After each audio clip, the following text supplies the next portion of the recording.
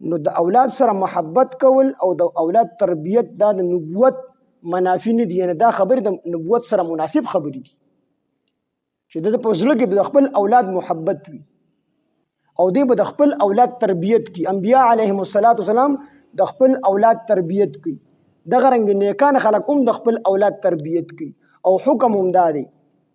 الله پاک فرمایي یا ایها الذین آمنوا قوا انفسکم واهلیکم نارا، تاسو خپل ځان د اور نه بچ کئ او خپل اهل او عیال چې کوم دی د اور نه بچ کئ. دا په ټولو خلکو باندې لازم ده چې د خپل اولاد صحیح تربیت وکړي، دی ته دین وخی، دی ته مونځ وخی. وانذر عشیرتک الاقربین، او تاسو خپل نږدې رشتہ داران د الله د عذاب نه ویروئ، یعنی هغې ته هم نصیحت وکړي. د خپل اولاد تربیت دا به هر سړي کوي، نو پیغمبر خو په طریقې اولاد سره کوي، په اوچته طریقه پیغمبر د خپل اولاد تربیت کی. نو د اولاد سره محبت یا د اولاد سره دعا د پیغمبري مناسب دي، د دې مخالف خبرې نه دي. ابراهیم علیه السلام نه چې الله پاک امتحان اغستو نو په دې وجه ته اغستو چې د ابراهیم علیه السلام په زړه کې د اسماعیل علیه السلام محبت وکړ او الله ته پته وه چې دا محبت د اسماعیل علیه السلام محبت زمانه کم دی، خو خلکو ته ښودله چې ګور زما خلیل ته وګوره خپل بچي محبت زما په محبت باندې ذبح.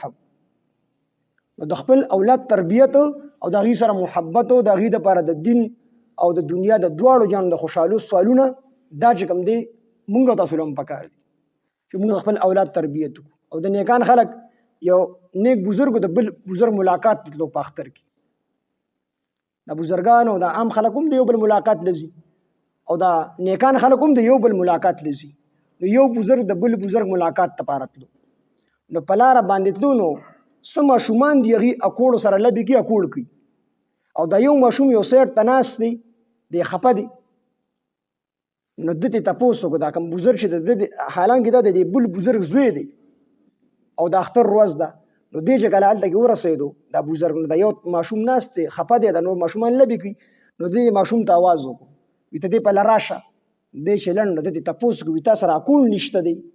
نو هغه وي نه کاکاجي اکوړ خو ما سره شته دی او زه په اکوړو باندې څه کوم؟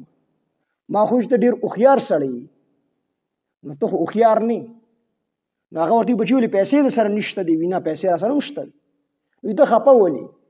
وي زه خفه په دې خبره باندې ما چې کله زما مور چای پخی سر که نه یا ناشته مونږ له تیاري، نو چې زما مور کله اور بلی ورو نو ډومبې واړه واړه لرګي چې کوم دی را جمع کړي هغه د لاندې کېږي او بیا پرې وروستو غټ لرګي چې کله دا واړه لرګي اور واخلي نو زما مور بیا غټ لرګي چولي نو هغه پرې د پاسه کېږي، نو دا غټ لرګي بیا دغه وړو لرګو نه ور چې کوم دی واخلي. نو وی زه په دې سوچ کې ما چې هسې نه په ورځ د قیامت الله پاک دا جهنم په دې وړو باندې ګرم کړي او دا لویلې ورته بیا وروستو راولي.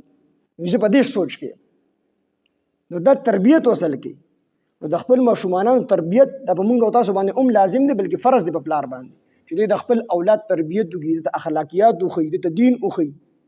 د دې مسلو نه چې کوم دی دې خبرې کې